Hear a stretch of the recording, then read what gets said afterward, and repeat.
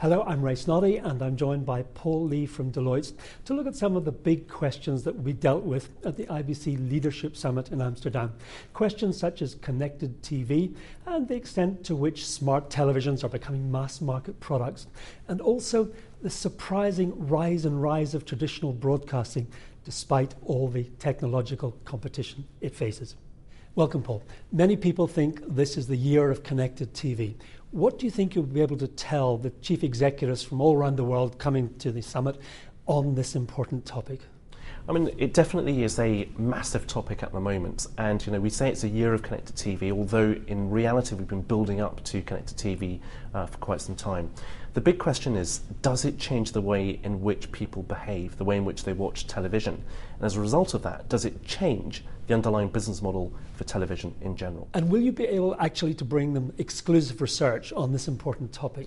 Well, one of the big things we're trying to do for the conference is to really provide a good understanding of the bases of connected TV there. So we'd say there are almost three bases of television which are connected. One of them is the actively connected base. So these are TVs which are connected and used for their connectivity. Then there are also the inactively connected televisions. So we think a large proportion of households already have the ability to watch connected TV, but they're not using it. So the question is, why aren't they using it, and what could prompt them to use it?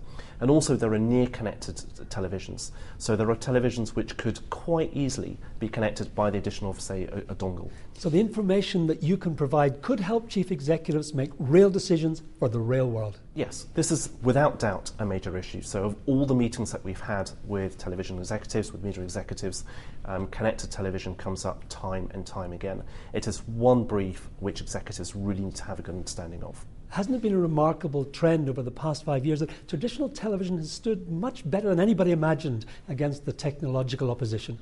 Yeah, traditional television has done pretty well when you look at lots of different metrics. It could be advertising revenues, it could be viewing. If you look at, say, emerging countries, one of the fastest growing areas is TV hours watched. One thing I would say, though, is that traditional television has been constantly reinventing itself, not just over the last 5 years, but over the last 10, 20 years. So the television experience that we had 10 years ago is quite different from what we have today. So some quite sophisticated decisions have to be made by the chief executives. It's not a case of TV dead, channels dead. Much more subtle decisions have to be made, haven't they? Yeah, so understanding what causes people to like TV, to love TV, to dislike TV is very, very important. And I think one thing which is really key is not just to look at it from the prism of technological change.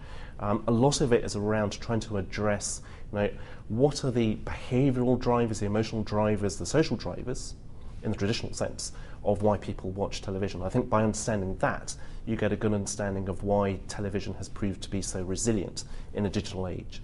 So your hope would be that behind closed doors, chief executives can actually get a very good handle of what is going on in the real world. Yeah, I would say television is a fundamental business. I mean, that is without dispute.